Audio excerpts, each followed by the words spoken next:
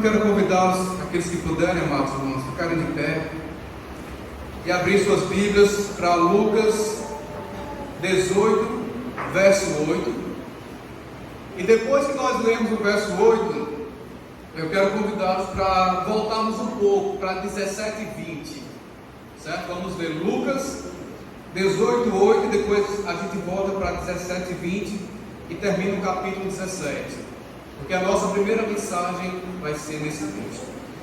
Lucas 18:8 diz: digo-vos que depressa lhes fará justiça. Contudo, quando vier o Filho do Homem, achará porventura fé na terra? Então, essa resposta é dada anteriormente. E veja que o próprio Cristo disse a partir do 17 e 20. Interrogados pelos fariseus, quando viria o reino de Deus? Jesus lhe respondeu: não vem o reino de Deus com visível aparência, nem dirão ele aqui ou lá está, porque o reino de Deus está dentro de vós. A seguir dirigiu-se aos discípulos: virá o tempo em que desejareis ver um dos dias do Filho do Homem, e não vereis, e vos dirão ele aqui ou lá está, não vades nem o sigais. Porque assim como o relâmpago fuzilando brilha de uma a outra extremidade do céu, assim será no seu dia o Filho do Homem. Mas importa que primeiro ele padeça muitas coisas e seja rejeitado por toda esta geração. Assim como foi nos dias de Noé, será também nos dias do Filho do Homem. Comiam, bebiam, casavam e davam-se em casamento até o dia em que Noé entrou na arca e veio o dilúvio e destruiu a todos. O mesmo aconteceu nos dias de Ló. Comiam, bebiam, compravam, vendiam, plantavam e edificavam.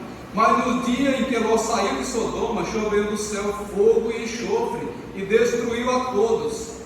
Assim será no dia em que o Filho do Homem se manifestar.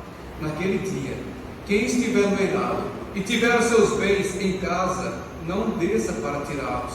E de igual modo, quem estiver no campo, não volte para trás. Lembrai-vos da mulher de Ló. Quem quiser preservar a sua vida, perdê-la-á, e quem perder de fato, a salvará. Digo-vos que naquela noite, dois estarão numa cama, um será tomado e deixado o outro, duas mulheres estarão juntas moendo, uma será tomada e deixada a outra. Dois estarão no campo, um será tomado e o outro deixado. Então lhe perguntaram: onde será isso, Senhor? Respondeu-lhe: onde estiver o corpo, aí se ajuntarão também os abutres. Amém? Vamos orar. Pai Santo, eterno e amado, rogamos ao Senhor que nos ajude nessa noite na transmissão da Tua Palavra. Que este ensino possa trazer edificação, contentamento, alegria aos Teus servos. E que também, Santo Deus, possa ligar um alerta àqueles que estão aqui e não são crentes, para que eles possam perceber o perigo que estão correndo de viver uma vida sem Ti. O nosso desejo é que a Tua Palavra continue transformando as nossas vidas, para que as nossas vidas tragam glória ao Teu nome. Rogo também por mim, que me capacite a transmitir com clareza aos meus irmãos esse ensino tão precioso. E peço por cada um deles que estão aqui, que suas mentes e corações estejam atentos a toda esta hora. Muito obrigado, Pai amado, por tudo. Oramos gratos em nome de Cristo. Amém. Pode sentar, irmãos.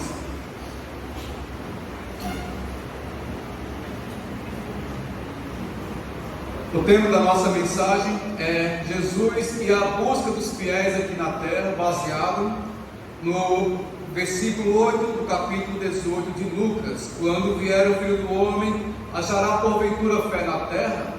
Então nós vamos tratar desse tema em duas mensagens. A primeira mensagem vai responder acerca desse tempo. Quando vier o Filho do Homem, o que vai acontecer? Vai achar fé na terra? O próprio Cristo respondeu nos versículos 20 a 37.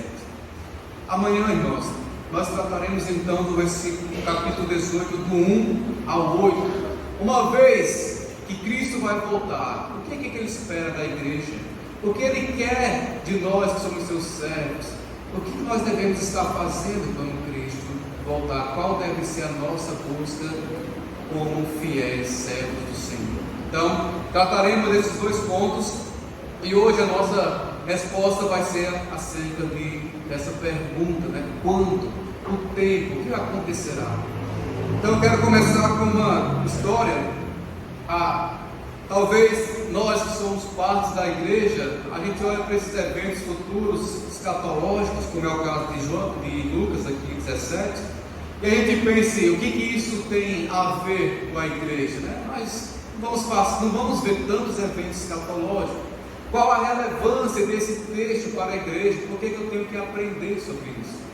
Deixa eu contar uma ilustração.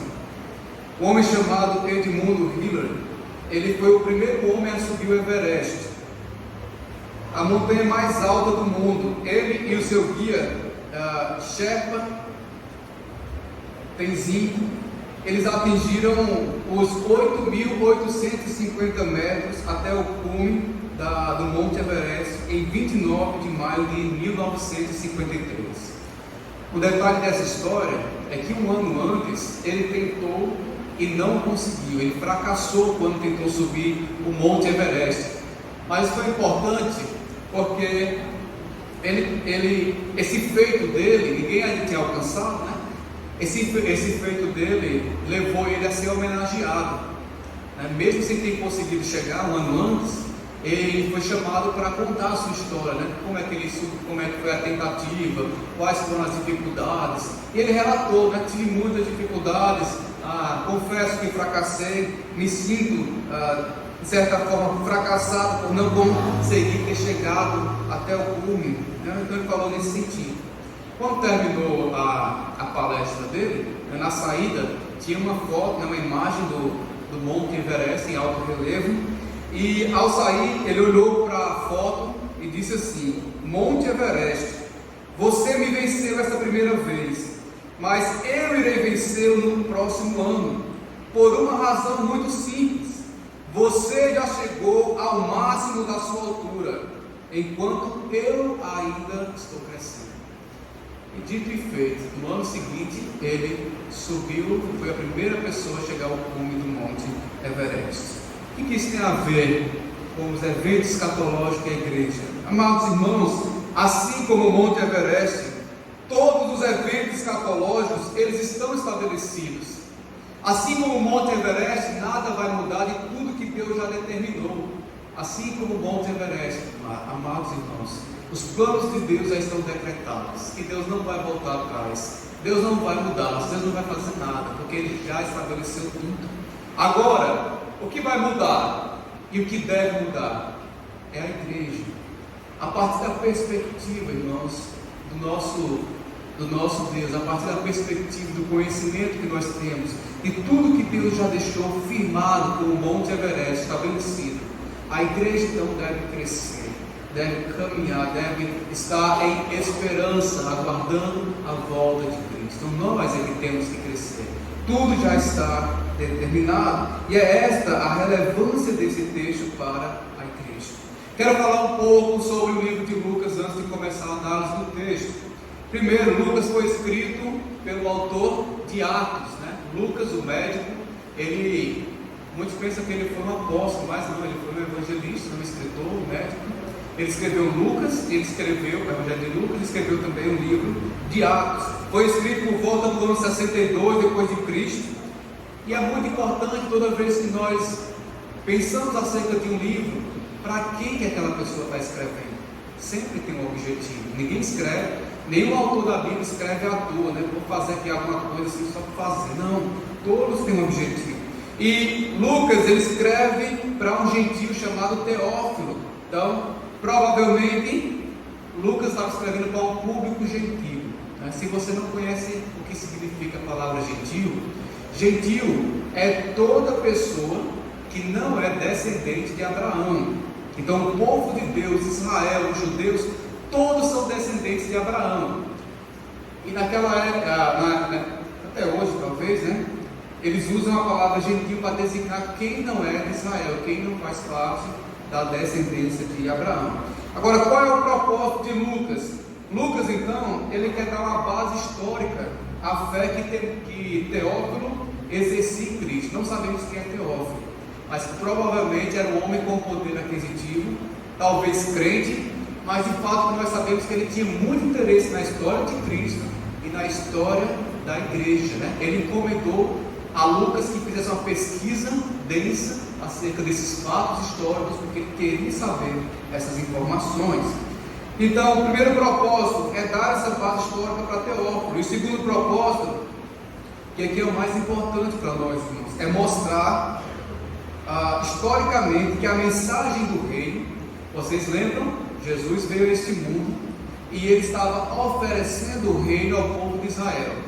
Então, lembrar, historicamente, que essa mensagem estava sendo oferecida a Israel, conforme pregada aos gentios para a salvação, era uma continuação legítima do plano de Deus, à luz de como Israel rejeitou o seu reino.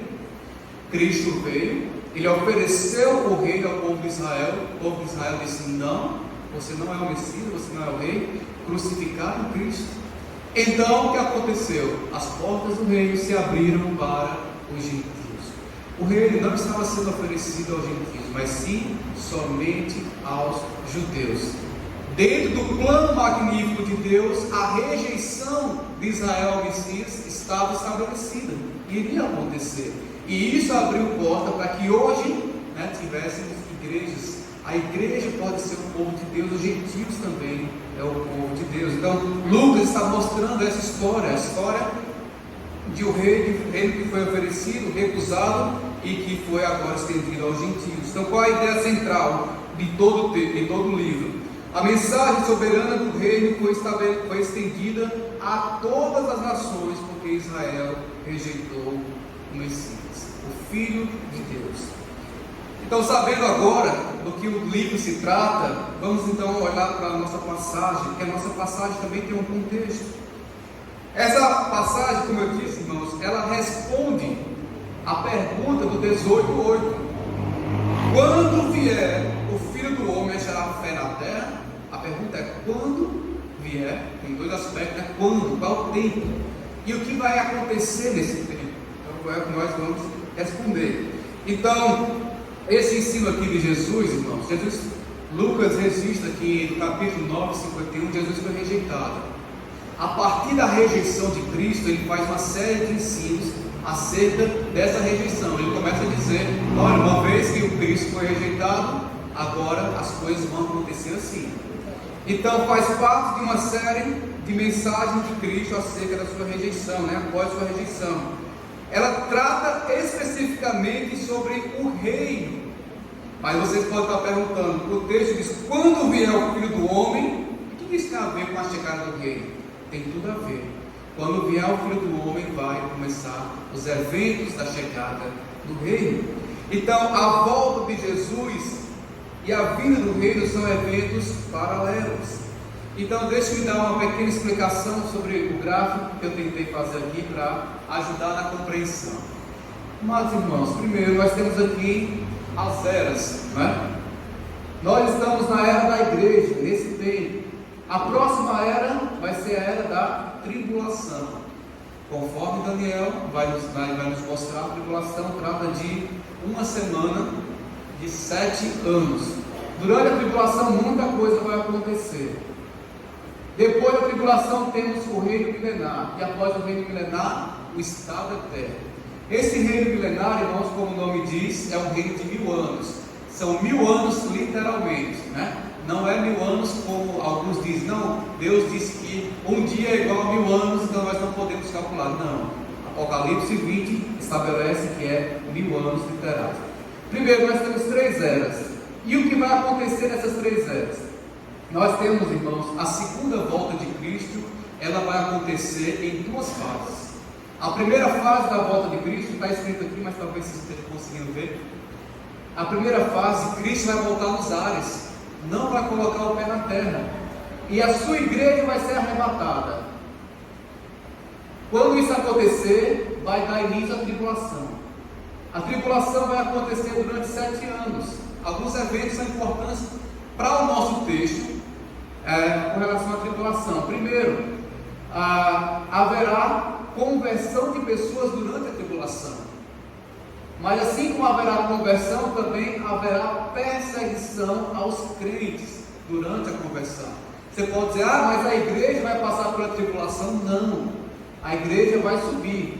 E esses crentes da tribulação não serão crentes da igreja, serão crentes, mas a igreja não vai fazer mais parte desse ponto. Então haverá uma perseguição aos crentes. Essa perseguição aos crentes se dará pela ação humana, né? O anticristo.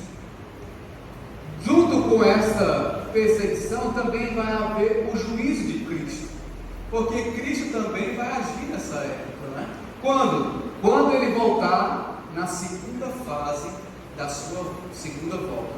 Na segunda fase, Cristo colocará os pés na terra, e quando ele começar, ele então vai começar juízo, vai começar a destruir todas as pessoas que não são crentes, todos os ímpios, os inimigos de Cristo. Quem vai sobrar? Só vai sobrar apenas os crentes que se converteram aqui.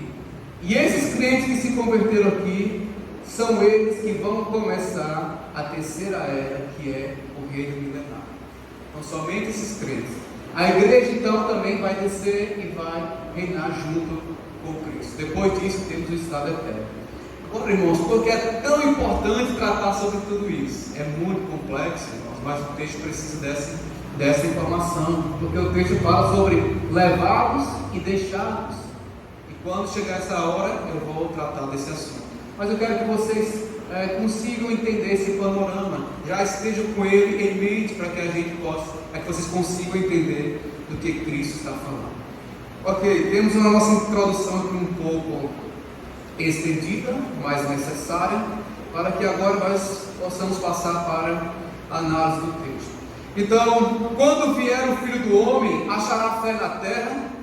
Então, nessa noite nós veremos 3 aspectos da segunda vinda de Cristo na implantação do seu reino milenar.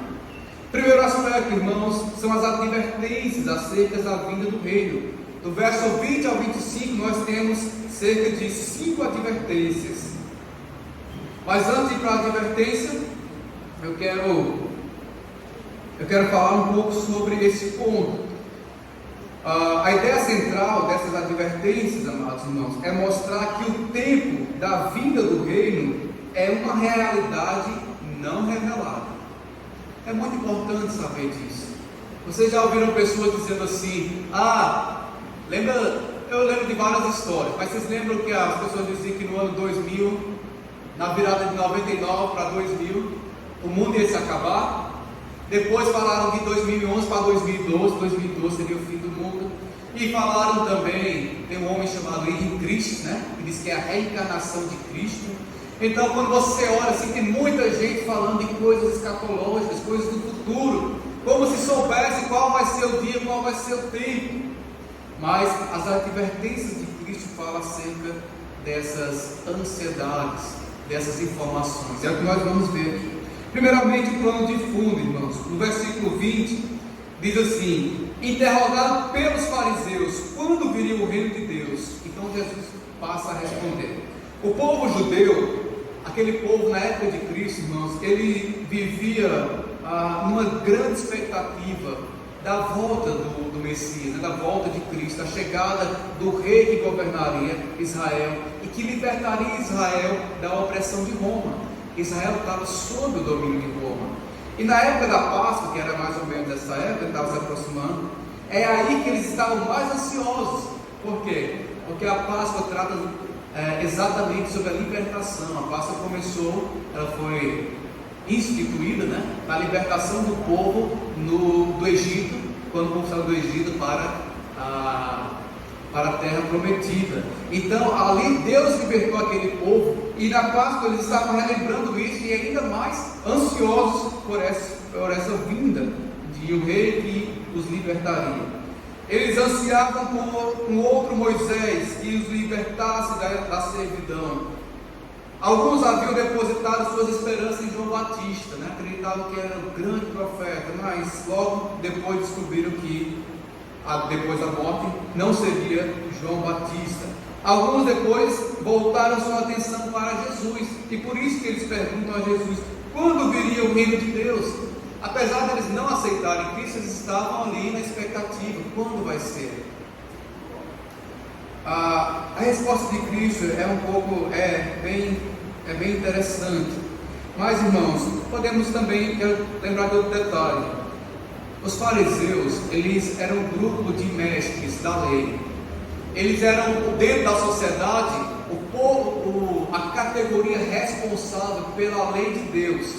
Eles eram especialistas, então é como se fossem advogados no nosso contexto de hoje, juízes, né? Eles têm que saber tudo. Então era legítimo que os fariseus ficassem perguntando às pessoas, interrogando acerca da lei, julgando o que elas pensavam acerca da lei. Vocês lembram que o julgamento de Cristo, eles levantaram uma mentira, né, de que Cristo fez alguma coisa que Cristo disse que não fez, né? Esse era o que Cristo iria levantar, iria destruir o templo e levantar em 3 dias. Então eles estavam julgando, eles julgavam tudo o que as pessoas diziam acerca da lei, das interpretações. Era esta uma das funções dos fariseus. Por isso que eles interrogaram tanto a Cristo durante todos os evangelhos, né, como está registrado. Então, Cristo, a partir do verso 20, começa as suas advertências acerca do reino. Primeira advertência: o reino não vem de aparência visível. Versículo 20, Jesus respondeu: não vem o reino de Deus com visível aparência. O termo traduzido de por visível aparência significa, ele só é usado uma vez no Novo Testamento, que é aqui em Lucas, nesse texto. E a palavra no grego significa observar o futuro por meio de sinais. É como se Jesus estivesse dizendo: o reino de Deus não viria com uma grande demonstração de sinais. Você não tem como ficar olhando os sinais, calculando, observando, vendo nas estrelas, especulando, anotando para dizer: vai ser tal dia, vai ser tal hora, vai ser dessa forma, vai ser daquele jeito. Não tem. Então é essa a ideia da palavra. Não tem como você observar os eventos que estarão acontecendo até a chegada. A segunda advertência de Cristo está no versículo 21. Quando Cristo responde isso, então ele fala: nem dirão ei-lo lá, ei-lo aqui ou lá está, porque o reino de Deus está dentro de vós. Amados irmãos, essa tradução já deu muito problema para os pregadores, né? Já preguei em outro texto que falava isto e reconheço que errei ao interpretar esse texto, né? O que o texto está querendo dizer com o reino de Deus está dentro de vós? Alguns acreditam que se trata da salvação. Quando Cristo falou isso, ele estava dizendo que a salvação que está dentro do coração do crente, do fiel, é o reino de Deus. Mas não foi isso que Cristo estava dizendo. Cristo estava conversando com os fariseus, né? É o contexto. E Cristo já deu o perfil dos fariseus em Mateus 23, 24, e ele fala de algo terrível. Ele diz que os fariseus eram como sepulcro caiados, belos por fora, mas o coração podre. Então, esse texto, quando Cristo fala dentro de vós, não tem como significar que aqueles fariseus tinham um reino dentro deles, que eles eram salvos. Não, porque eles estavam na expectativa ali da rejeição de Cristo. Mas, então o que significa? Uma outra tradução aponta para entre vós, seria a melhor tradução. O reino de Deus está entre vós, ou seja, Cristo, como o rei, estava ali estendendo uma oferta do reino. Ele disse: o reino de Deus está entre vós, está aqui, né? Eu estou entre vós, eu sou o rei, está aqui diante de vocês. Então seria essa a ideia, e não literalmente dentro de vós, como alguns acreditam. A terceira advertência que Cristo dá está no versículo 23: não sigam os falsos profetas. Olha o que diz: e vos dirão, ei-lo aqui ou lá está, não vades nem por cigais. Então, o mestre, ele adverte os discípulos, irmãos, a não se tornarem tão obcecados por sua volta, a ponto de não fazer outra coisa senão procurar os sinais disso. Sem dúvida, é bom esperar e estar ansioso aguardando pela volta de Cristo. Mas ao mesmo tempo, irmãos, quando Cristo voltar, nós devemos também estar ocupados com coisas que realmente nos cabem, com aquilo que Deus nos ordenou. Não preocupado se o Papa é o anticristo, se o presidente da Rússia, que começou aquela nova guerra, vai ser o anticristo. Não, irmãos, Cristo está dizendo que não devemos ter essa preocupação. Se alguém disser assim, olha, Cristo voltou, Ele está lá em Israel, não acredite. Se alguém disser, olha, estou vendo aqui os sinais da volta, não acredite. Por quê? Porque Cristo está dizendo que nós não devemos nos preocupar com isso. Ninguém vai saber quando isso acontecerá, então não fique buscando essas coisas. Eu sei que o anseio, por saber quem são, o que são aqueles sinais de Apocalipse, o que são as duas testemunhas, o que são os selos, o que é tudo isso. As pessoas querem fazer uma conexão com o que está acontecendo no mundo. Mas, irmãos, não busquem essas coisas. Por quê? Por causa da próxima advertência, versículo 24: quando o reino chegar, todo mundo vai saber. Nós não vamos saber os sinais da vinda, mas quando chegar, todo mundo vai saber, e vai ser impossível não reconhecer que o reino chegou. Versículo 24: porque assim como um relâmpago fuzilando, ou seja, estourando no céu, ele brilha de uma a outra extremidade do céu, ou seja, por todo o planeta Terra, assim será no seu dia o Filho do Homem. Quando Cristo voltar, irmãos, todo olho verá, todo mundo saberá que chegou o dia, e aí sim, nós vamos reconhecer. Mas até lá, irmãos, conselho do Cristo, a ordem de Cristo: não se ocupem com essas coisas, procurem se ocupar com o que realmente cabe a nós. E a última advertência aqui, irmãos: tudo isso só acontecerá após a morte de Cristo. Lembre que Cristo estava falando com os fariseus, versículo 20 e 21. Depois ele deixa os fariseus e fala só com os discípulos, do 22 ao 37. E no 25 ele diz assim: mas importa que primeiro ele padeça muitas coisas e seja rejeitado por esta geração. Importa que Cristo seja crucificado na cruz antes que isso aconteça. Irmãos, talvez a gente não dê tanta atenção a isso, porque para nós já passou. Mas é muito importante isso para nós, porque da mesma forma que Cristo profetizou a sua morte e aconteceu, deve aumentar a nossa fé em tudo que Ele falou que vai acontecer depois, a sua volta, o seu reino, tudo isso. Da mesma forma que se cumpriu a morte de Cristo, a chegada do reino e todas as bênçãos do reino também vão chegar. Então é muito importante destacar isso aqui para nós. Então, amados irmãos, a vida do reino e do seu rei é uma realidade. Não é uma realidade para ser buscada, especulada, apontada, calculada. A igreja não deve buscar saber quando isso acontecerá, mas essa é uma realidade. É uma realidade para a igreja estar contemplando, estar na expectativa. Cristo vai voltar breve, pode ser hoje, pode ser amanhã, a qualquer momento. Nós estamos exatamente aqui na expectativa, A igreja está esperando Cristo voltar para partir com Ele no arrebatamento. Então deve ser uma realidade para nós ficarmos contemplando, deve ser uma realidade para trazer descanso e esperança aos nossos corações como crentes. Cristo vai voltar. Talvez você olhe para a situação do país e diga: nossa, como está difícil. Talvez você esteja sem emprego, esteja passando por alguma grande dificuldade, e você olha para o futuro do país e diz: não tem solução, não tem problema. Irmãos, não se preocupe com isso, Cristo vai voltar. Você olha para a questão da violência que tem aumentado, corrupção tem aumentado, tudo tem piorado nesse mundo, mas Cristo vai voltar. Descanse o seu coração nisso. Nosso rei, Ele está a caminho. Também, irmãos, deve ser uma realidade para alertar os incrédulos de que o tempo do juízo pode chegar a qualquer momento. E se você não está preparado, se você não entregou a vida a Cristo, se você não é um servo de Cristo, você vai ter que enfrentá-lo, você vai ter que batalhar contra ele. E deixe-me dizer uma realidade que vamos ver mais à frente: Cristo já venceu. Ninguém pode combater a Cristo. Ninguém pode enfrentar a Cristo e vencer, né? Os eventos, como eu disse, já estão determinados e Cristo mostra uma grande vitória sobre os incrédulos.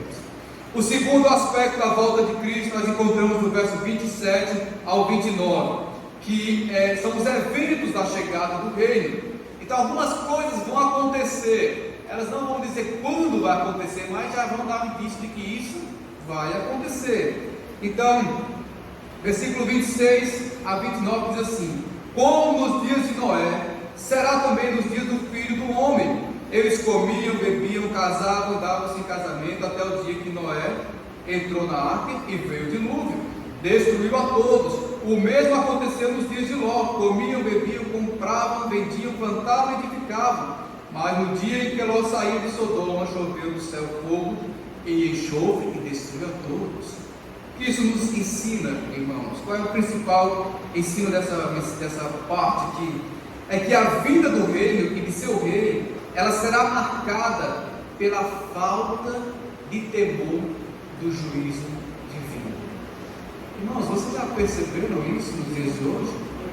Vocês têm visto como as pessoas que não creem em Deus, elas se comportam diante de Deus? Elas desprezam. Muitos fazem questão de profanar os templos religiosos.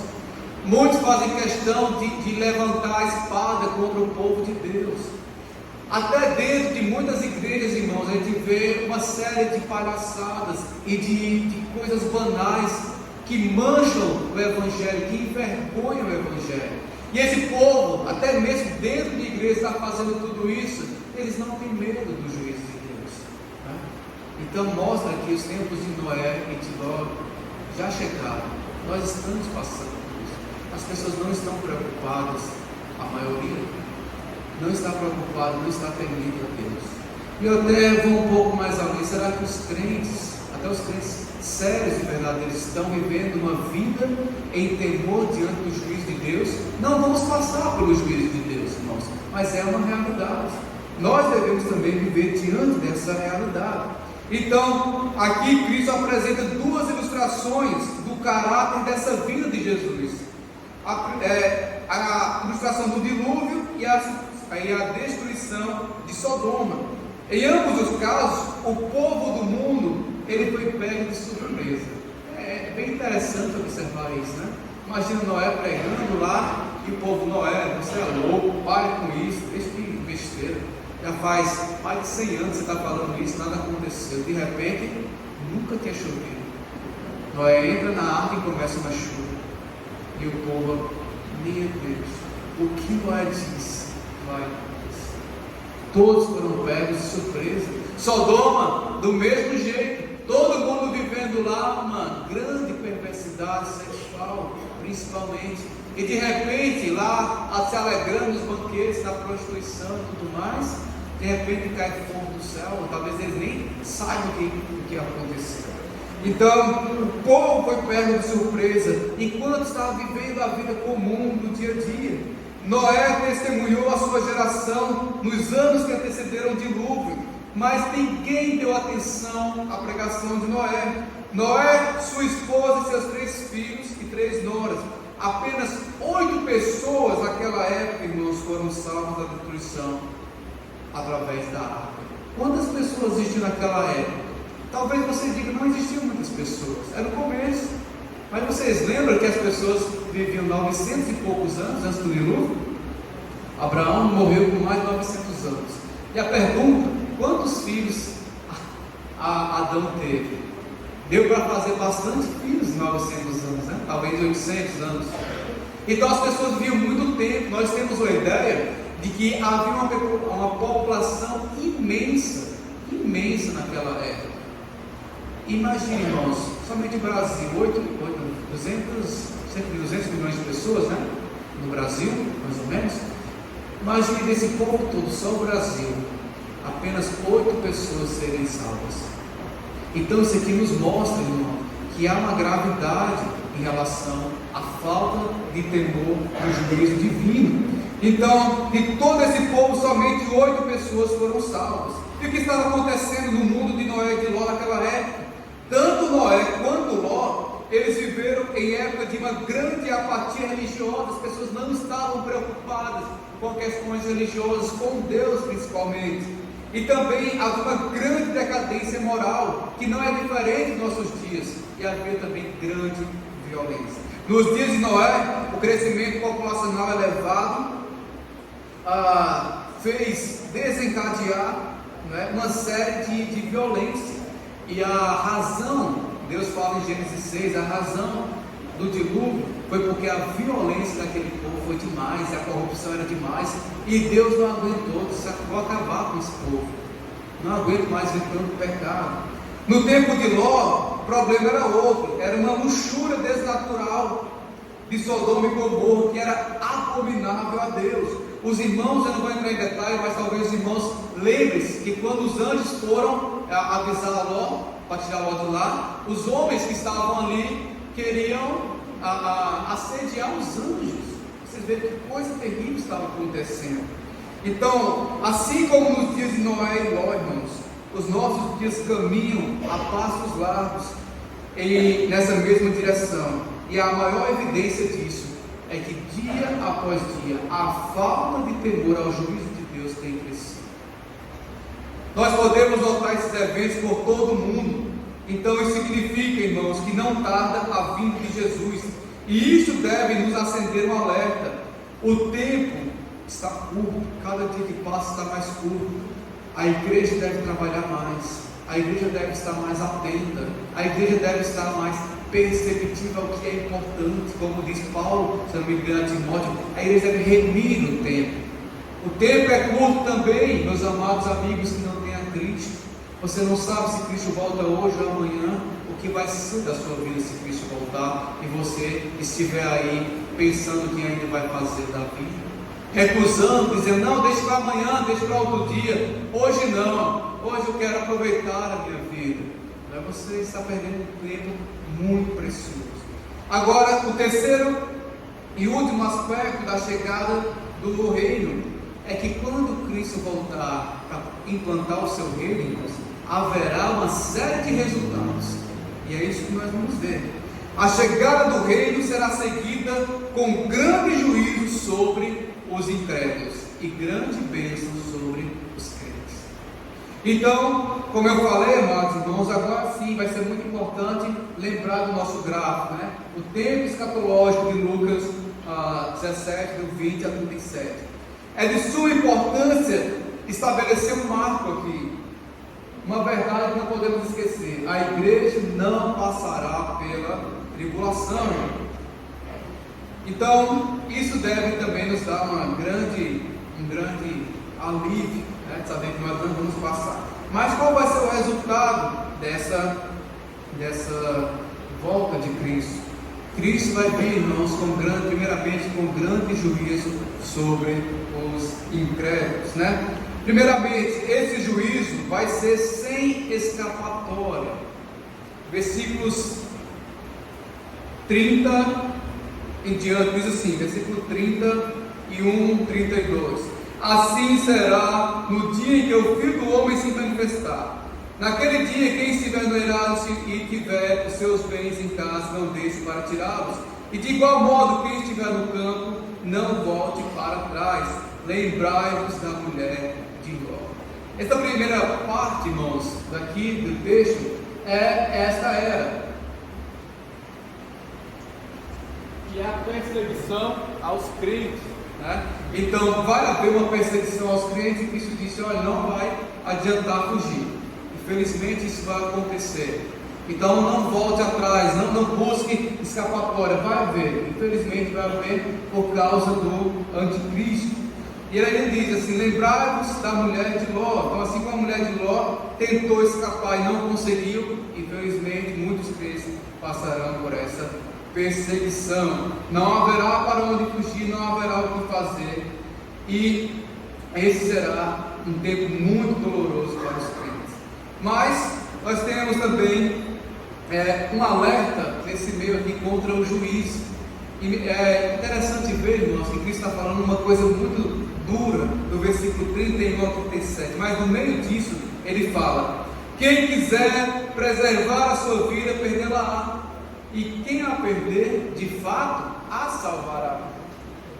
Qual é a ideia desse texto aqui? Irmãos, esse texto é muito claro quando ele é observado dentro desse contexto de perseguição.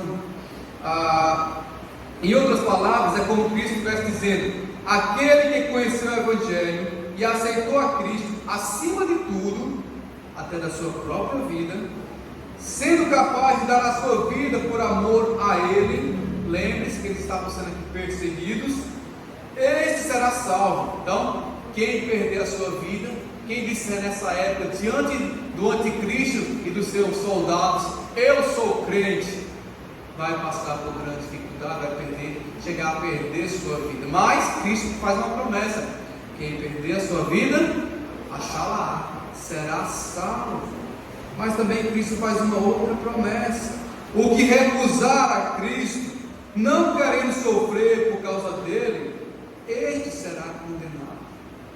Irmãos, tanto as promessas boas quanto as promessas ruins, elas virão. Deus não deixará de cumprir nenhuma delas. Então, Cristo faz um alerta aqui no meio dessa grande tribulação. Do versículo 34 e 36, nós temos outro aspecto desse juízo, que será uma separação. Nós temos dois tipos de pessoas aqui. O texto fala, versículo 34: digo-vos que naquela noite 2 estarão na cama, um será tomado, ou seja, um será levado, e o outro deixado. Então, alguns acreditam que esse é o evento do arrebatamento, mas não é, esse aqui não é o evento do arrebatamento, apesar de parecer, né? Mas não se trata do arrebatamento. 35, 2 mulheres estarão juntas moendo, uma será tomada e deixada a outra. 2 estarão no campo, um será tomado e o outro deixado. Então, quem são esses deixados? Quem são esses tomados? Primeiramente, quero falar sobre os deixados. Os deixados, irmãos, são os crentes que se converteram nessa época. Eles vão passar pela perseguição vinda do anticristo. O anticristo não vai derrotar a todos, não vai conseguir matar a todos. Então, eles estarão aqui. Quando Cristo voltar nessa segunda vinda, Cristo vai deixar eles. Deixar para quê? Deixar para serem os primeiros habitantes do reino milenar. E quem serão os tomados? Os tomados serão os inimigos do povo de Deus. Cristo vai pegar eles e vai levá-los para juízo. É sobre isso que eu quero falar agora, meus irmãos. É sobre o destino desses incrédulos. Versículo 37. Então lhes perguntaram: onde será isso, Senhor? Respondeu-lhe: onde estiver o corpo, aí se ajuntarão também os abutres. Deixa eu dar uma perspectiva desse texto, irmãos.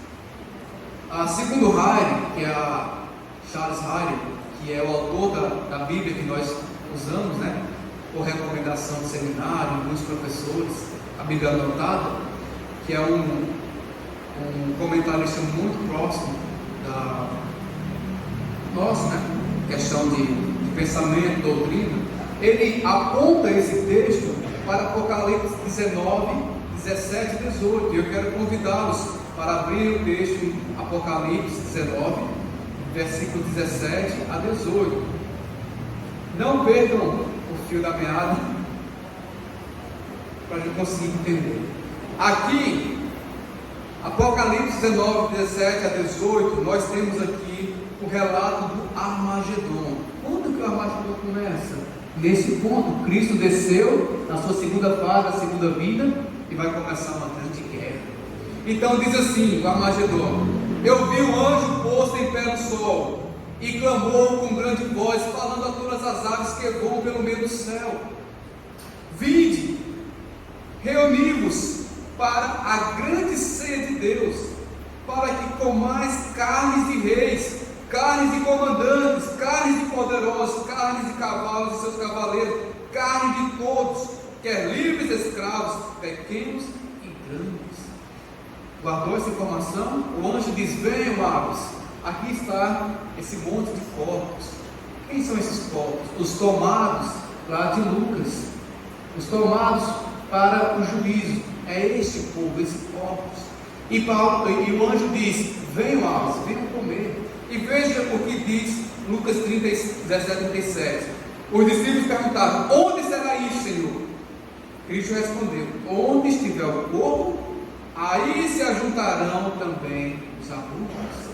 Mas, irmãos, quando Cristo voltar, Ele não vai voltar para estender de novo a mão e dizer: está aqui a salvação para vocês. Vocês que são incrédulos, que não creram em mim até hoje, está estendida aqui a salvação para que vocês recebam. Cristo não vai fazer isso, irmãos. Cristo vai estender para os incrédulos uma espada, a qual Ele matará a todos, e vai ser uma carnificina tão grande, que esse povo todo vai se juntar como um grande lago de sangue. Veja essa cena, no versículo 11 a 16 do capítulo 19, um pouquinho antes, deixo colado a essa carnificina. João registra assim: eu vi o céu aberto, e eis um cavalo branco, seu cavaleiro se chama Fiel e Verdadeiro, e julga e peleja com justiça. Os seus olhos são chama de fogo, a sua boca há muitos diademas, tem um nome escrito que ninguém conhece, senão ele mesmo.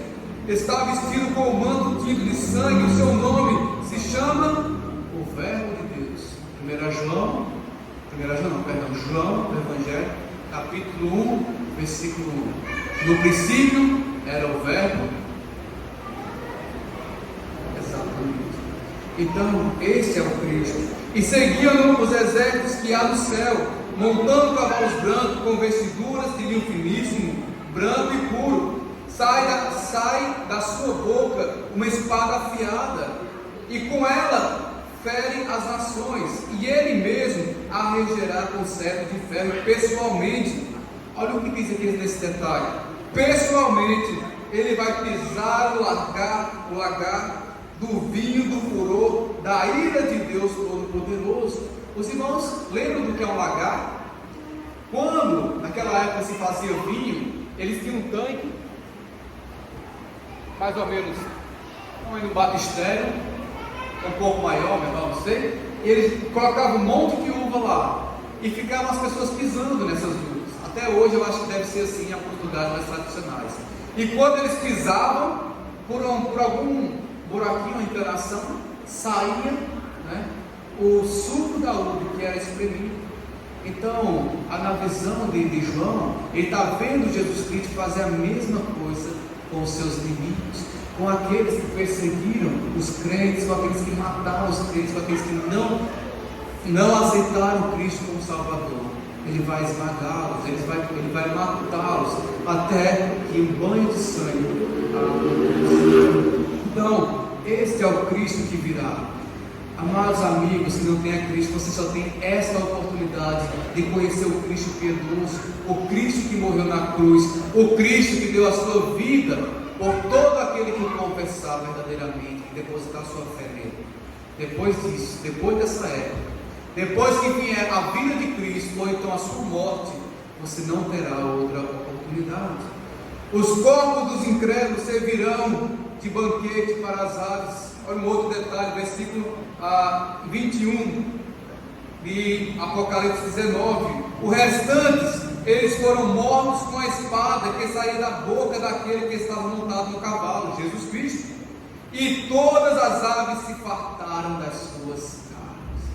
Então, irmãos, o resultado da chegada do reino será uma grande bênção para os crentes, porque aqueles que escaparam, eles serão os primeiros habitantes do reino milenar. Cristo vai deixá-los, vai restaurar esse mundo. E o que vai ser esse reino milenar? Vai ser o reino que Cristo queria implantar. Vai ser algo semelhante ao que Deus construiu no jardim do Éden. Lembre-se que nós estamos na expectativa de uma restauração da terra. O que Deus criou no Éden é o que Ele queria, mas o pecado veio e destruiu. E agora o que Ele vai trazer de novo? Algo como o reino do Éden, só que muito melhor, algo totalmente restaurado. E Cristo vai ser o rei deste reino, este reino milenar. Vai ser uma grande bênção para os crentes, mas para os descrentes será apenas um duro castigo em condenação eterna. Por isso, se você está aqui hoje e não conhece Cristo como Salvador, você não deve brincar com sua vida.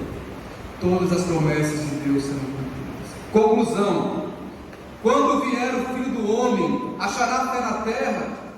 Então nós vimos que não nos compete saber o tempo da vinda do reino, porque será incapaz de ser contabilizado, calculado, estipulado. Segundo, quando vier o Filho do Homem, achará fé na terra? Devemos observar que os dias de Noé e Ló se aproximam. O que isso significa? A qualquer momento Cristo pode chegar. Os dias de Noé e Ló já estão aqui conosco. Quando vier o Filho do Homem, achará fé na terra? O reino e seu reino virão com juízo sobre os incrédulos e o milênio para os crentes. Então, amados irmãos, eu quero deixar aqui 3 lições breves: uma para a igreja, uma para os crentes e uma para os descrentes. Primeiro, para a igreja. Apesar desses versículos serem dirigidos para o povo de Israel, amados irmãos, eles enfatizam para a igreja a importância de estar preparada para a volta de Cristo. Nós não vamos passar pela tribulação, não vamos sofrer, graças a Deus, mas nós devemos estar preparados. E como é que a igreja de Cristo se prepara para a sua volta? Convido para Filipenses, é uma das respostas possíveis. Filipenses 1,6. Eu vou ler porque o tempo já está avançado, irmãos. Se você não chegou, preste bem atenção no que diz. Filipenses 1,6. Eu estou plenamente certo de que aquele que começou a boa obra em vós há de completá-la até o dia de Cristo Jesus. Até que Cristo volte, a igreja tem que trabalhar e completar esta obra. Deus vai dar todos os recursos necessários. Ele vai ser o grande agente, mas Ele quer que a igreja esteja firme, trabalhando. Então, irmãos, não perca tempo com futilidades, não perca tempo com vaidade, não perca tempo com qualquer outra coisa. Trabalhe para expandir o Evangelho, trabalhe para o crescimento espiritual desta igreja. Façam todo o esforço possível. Se tiverem planos de abrir congregações, façam. Se esforcem, investam tempo, dinheiro, capacitado. Se quiserem levantar obreiros, né? O seminário tem extensão no Campino, eu estudei lá. Provavelmente vai vir para João Pessoa, vai ser uma bênção. Envie pessoas para trabalharem lá, para se capacitarem e virem servir na igreja. Mas não perca tempo, amada igreja. Segunda lição para os crentes. Irmãos, não devemos ser como a mulher de Ló, cujo coração estava tão apegado a Sodoma, que a ponto de fazer olhar para trás, mesmo diante do aviso dos anjos. Hoje em dia, há muitos cristãos, muitos crentes, que considerariam a volta de Cristo uma interrupção dos seus planos. Muitos crentes olham para a volta de Cristo e dizem: nossa, mas eu estou noivo, prestes a casar, eu queria primeiro casar. Ah, mas minha esposa está grávida, eu queria ver o meu filho. Ah, mas eu ainda não consegui chegar no carro daquela empresa que eu queria tanto. Então muitos estão preocupados com essas coisas, eles não estão vendo como a volta de Cristo é imensamente superior, imensamente maravilhosa, diante de qualquer bênção, qualquer coisa deste mundo. Então, amados irmãos, saber tudo isso sobre a volta do nosso Senhor e Salvador deve nos dar descanso deste mundo de trevas, deve nos dar alegria pela salvação e nos fazer regozijar ainda mais. Deve nos fazer, toda vez que cantamos aqui da linda pátria, estou bem longe, né? Que maravilha, irmãos, cantar esse hino, ansiando, pensando na volta de Cristo. Que maravilha cantar todos esses hinos, sabendo que nosso Rei está voltando, que tudo está ali, dentro dos seus planos, dos seus decretos. Não tem coisa melhor, irmãos, do que cantar a verdade. Eu estimulo vocês, cantem. Eu tenho um pastor, talvez os irmãos conheçam, que quando ele está na igreja, que ele canta a plenos pulmões, né? Então, cantem assim. Por quê? Porque a verdade da Bíblia nos leva a ter essa confiança no nosso Salvador. É a última lição aos descrentes. Jesus, ele retratou essa civilização como um corpo que está morto e em decomposição. É assim que está essa sociedade. E um dia estaria pronto a sofrer o julgamento. Então nós podemos encontrar evidências desse fato hoje. Esses dias são os dias de Noé, os dias de Ló. Então o rei não tardará. O rei está voltando a qualquer momento para buscar a sua igreja e trazer juízo. Onde, meu amigo e minha amiga, você quer estar quando Cristo voltar? Espero que você tenha entendido para poder fazer uma boa decisão para a salvação.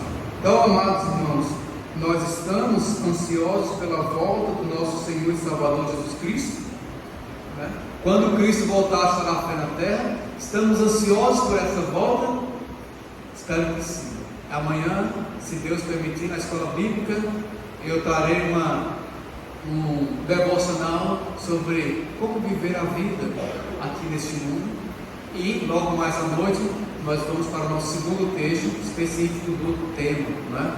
Que vai falar sobre a parábola da viúva, que a viúva e o juiz limpam, e em seguida também a oração do fariseu e do publicano. Então convido a todos para virem. Amanhã será também um dia de muita revelação da Bíblia através da exposição. Então terá conhecimento magnífico para confortar os nossos corações. Amém? Amém. Pai amado, eterno Deus, muito obrigado pelo privilégio de pregar essa noite a Tua palavra a esta amada igreja, de ver tantos irmãos conhecidos, de ver irmãos que eu não vi há tanto tempo. Que privilégio, Pai amado, desfrutar a vida cristã, sabendo que o Senhor Jesus Cristo vai voltar e que Ele está preparando um lugar maravilhoso para os crentes. Que bom, Pai amado, saber a verdade acerca da Tua palavra. Que tudo isso conforte o nosso coração diante de todas as dificuldades desse mundo. E que, como a Tua palavra nos ensina a clamar, que o Senhor Jesus Cristo volte logo. Assim nós pedimos, em nome de Cristo. Amém. Muito obrigado, amados irmãos, pela paciência. Desculpe se extrapolei o tempo aqui permitido, mas tudo foi feito, tudo foi estudado, tudo que foi colocado foi com muita cautela, né? E sabendo da importância e relevância de cada parte disso. Obrigado, que Deus os abençoe.